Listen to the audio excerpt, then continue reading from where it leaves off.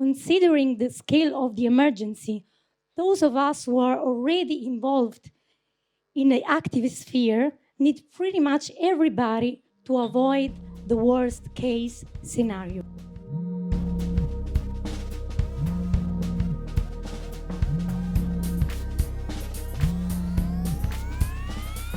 We are going to talk in our next talk in English. And the reason is pretty simple because how are you going to talk about influencers without thinking globally? That is why we invited some young environmental activists from Germany, Spain, France, Paraguay, Italy, Argentina, and Bolivia. Well, if that doesn't sound international, then I do not know what does. They are going to talk about how to create campaigns and build an international network for a better environment. So please welcome Analia, Sofía, Carolina, Annalaura, Miriam, Inanna, and Maaja onto the stage. What's the first thing that comes to your mind whenever you hear the word influencer? We did a Google search on what influencers appear, and no wonder these photos here, as you can see, of an influencer. Just look at it for a second and have these images in mind. Second question. What's the first thing that comes to your mind when you read and hear ecological change? We also Google search that one, and as you can see, there are two pretty different type of images. The question that we are trying to answer this talk today is how we can connect these two concepts and how we can change the shallow idea of influencer that we all know and become instead people who influence by telling stories that encourage people to be part of an ecological change. But before we get to that, we're going to give you a little bit more context about who we are and why we're here. And story that started out with this video.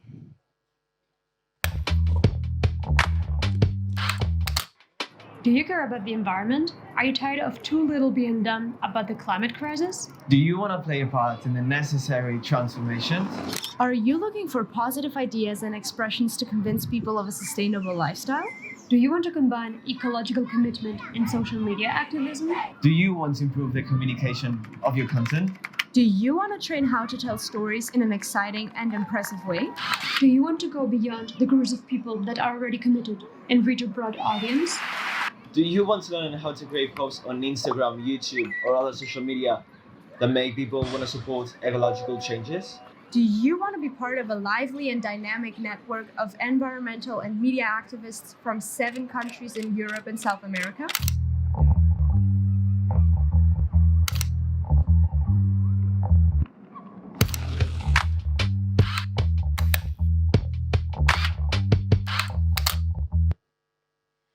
Now, this call out brought us here today.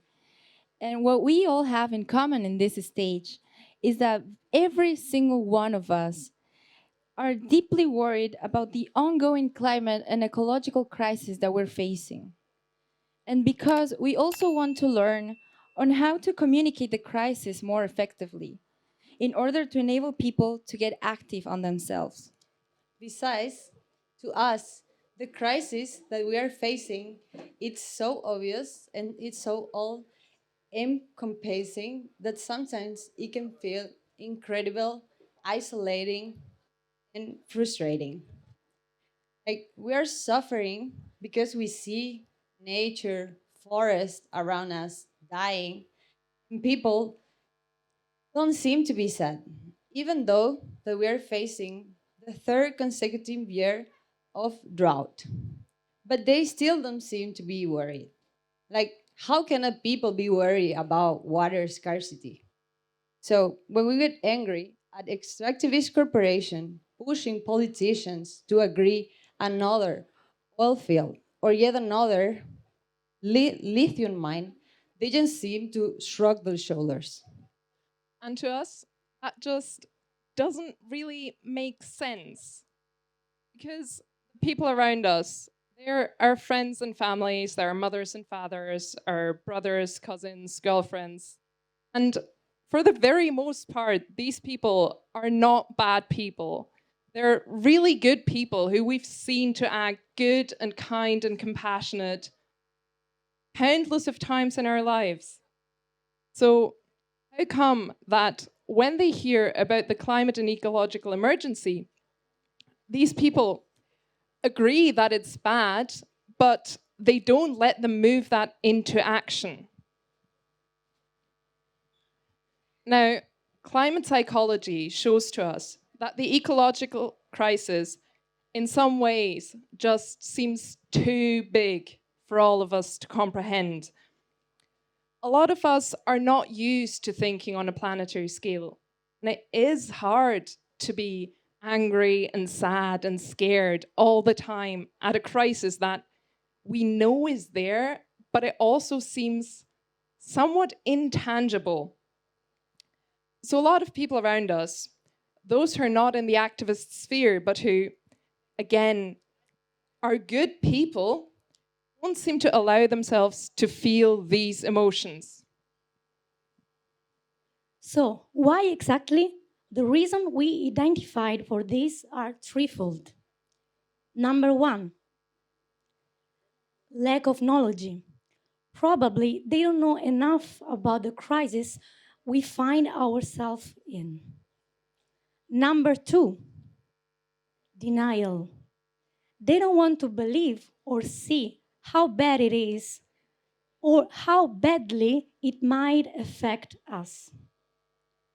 Number three, doomism. They may have already given up on hope, so they push the subject away in order to not think about it all the time. Because what difference could they make, right? But the thing is, considering the scale of the emergency, those of us who are already involved in the activist sphere need pretty much everybody to avoid the worst case scenario. So the question is, how can we get people to help us? The missing link in all this, we think, is communication. And for the three reasons that we have identified for ordinary people's climate inaction, not talking about governments in action here, which has entirely different reasons, we're going to offer you three communicative solutions and strategies: education, motivation, and empowerment. Because through communication, we can educate people about the climate crisis, we can motivate them by showing that there is hope, and we can empower them by showing that they too can take action. In order to improve the communication about the climate crisis, we've chosen the powerful tool that is social media. Because not every one of us is a journalist or has access to traditional media outlets, but as citizens of digital worlds, almost every single one of us has access to a smartphone, and every one of us has a story to tell and a part to play. So remember, we started out this talk asking you what comes to your mind when you hear the word influencer. Well, you know, or you can imagine.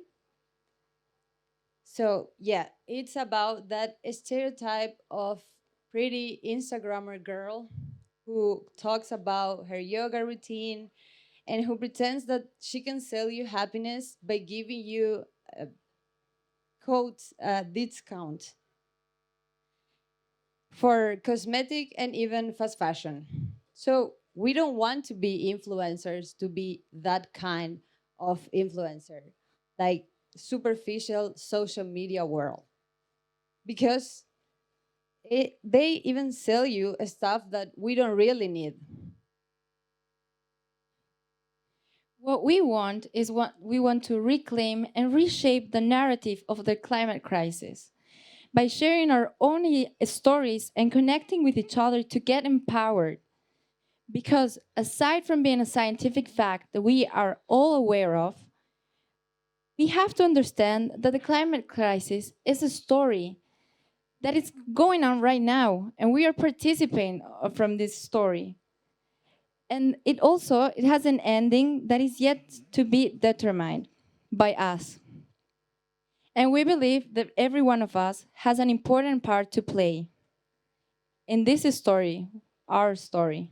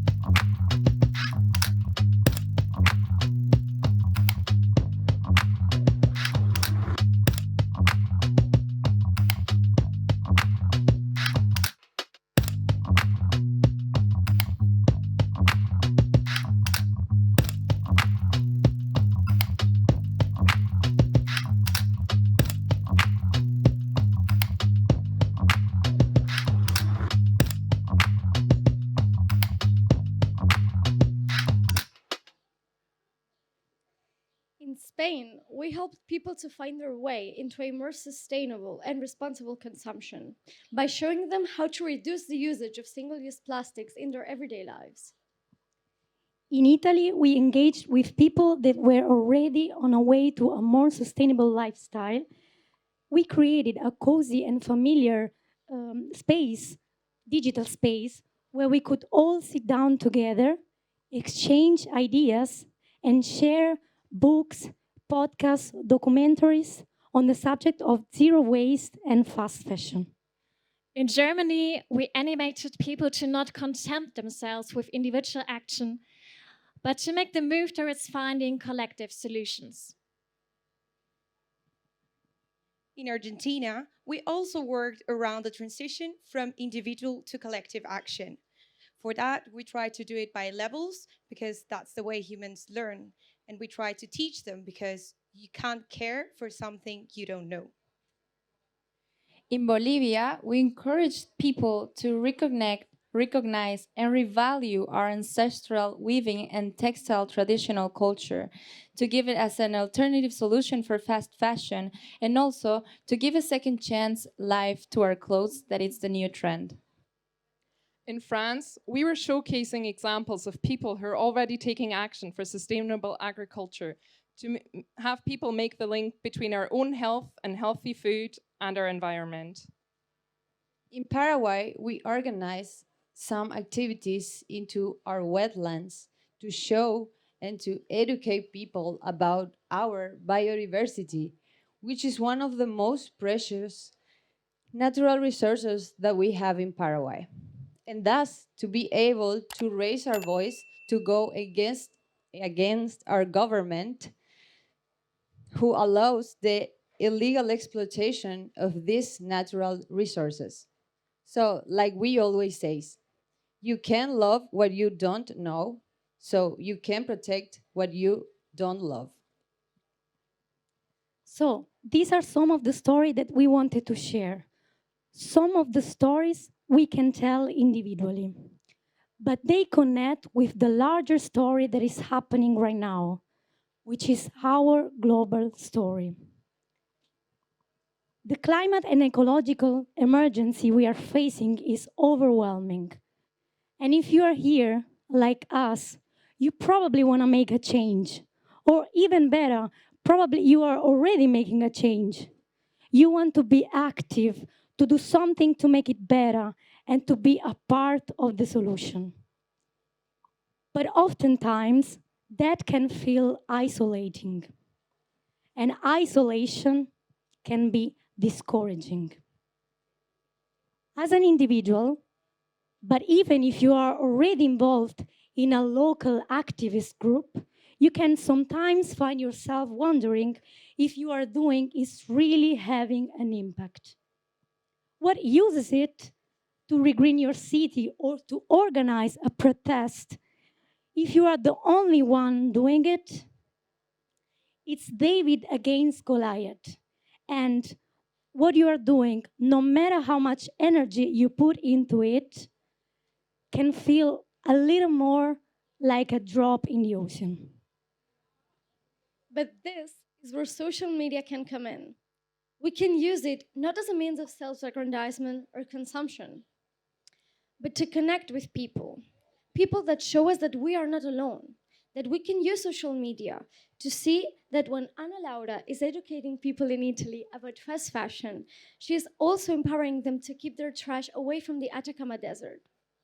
Or when Analia is cleaning up the wetlands in Paraguay, she's not only doing so to keep her home clean and the biodiversity intact, but also she's saving an ecosystem that keeps global temperatures down for all of us. When we share what we are doing in social media, we can connect with one another on an international level to show each other that we are there, that we are a global community standing together as friends who are supporting each other. Not just because it's good for the climate, but because we are showing solidarity to one another.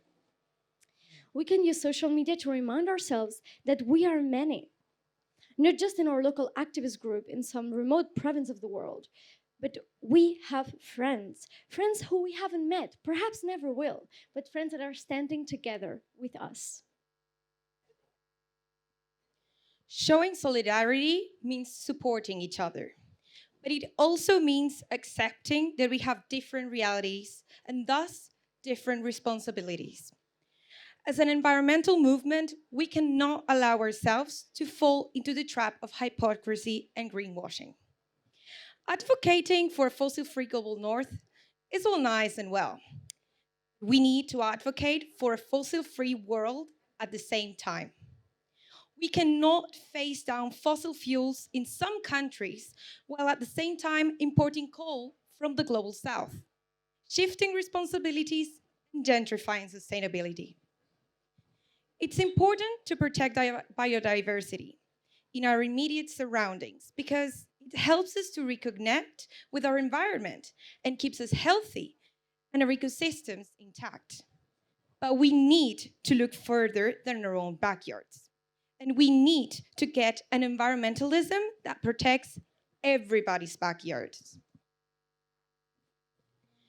Taking pride in electrical mobility because it supposedly lowers CO2 emissions, improves air quality, and keeps noise pollution down is cynical if we overlook the harm that is done by lithium extraction.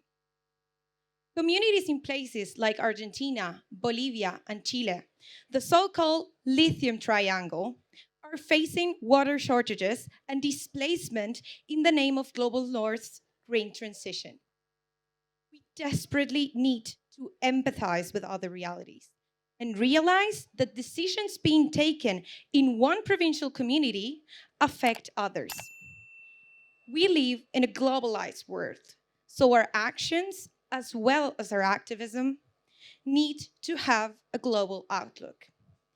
Connecting different struggles, issues of environmental justice around the world, and realizing that are all part of social justice as well, is crucial if we want to be sustainable as a movement. The people already suffering the impacts of the emergency right now are not canaries in a coal mine. They are not part of a disposable humanity or cautionary tales of what will happen to all of us if we don't take action. They are real people. They have a voice that too often goes unheard, or even worse, gets ignored or silenced. Ecology is the science of interconnectedness, and we cannot afford to leave anyone behind. Again, this is where social media activism can come in as a powerful tool, and speed of all legitimate critiques, because it can provide us that they're linked with each other, can generate understanding others, people struggle, and it can even get us talking across continental borders. We amplify one another's voice, make our stories be heard, and connect to us among many environmental issues and also environmental global justice, a reality. We do not expect to change the world by opening up Instagram and posting a nice selfie. We are aware of it. But whether we like it or not, social media is everywhere in our lives. So we might as well use it to make a positive impact. That impact starts out with finding out a story that you would like to tell. What are you doing to make things better? Find something that you're passionate about and get involved. See how much you can change when you put your energy into it. Do it offline first and don't do it for the likes. But once you've done that, you can link in with people from elsewhere, from all over the world, learn from them and listen to their stories. Recognize your privileges and the responsibilities to our global community that come with them. But above all, let yourself be inspired by how much knowledge there's out there and how many amazing people are standing by your side to help you. And then take that knowledge offline again and implement it into your activism. The climate crisis is a global emergency, but it is also an opportunity. Sorry for the tired rhetoric. We can reconnect with each other. We can rediscover real community and work together to find solutions. And we can have so much fun doing it as well. So let's connect.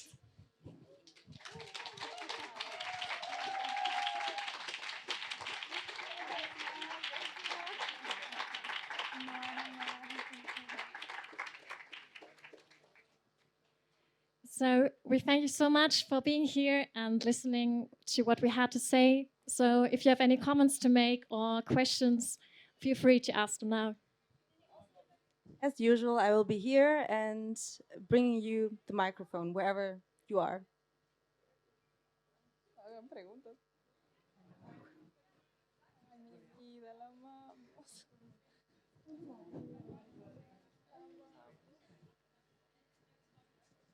You said in a comment that you wanted to distance yourself from the concept of an influencer, but do you believe that maybe it could be possible to work in collaboration with influencers, you know, traditional influencers who don't use their platform to inform people about the climate crisis?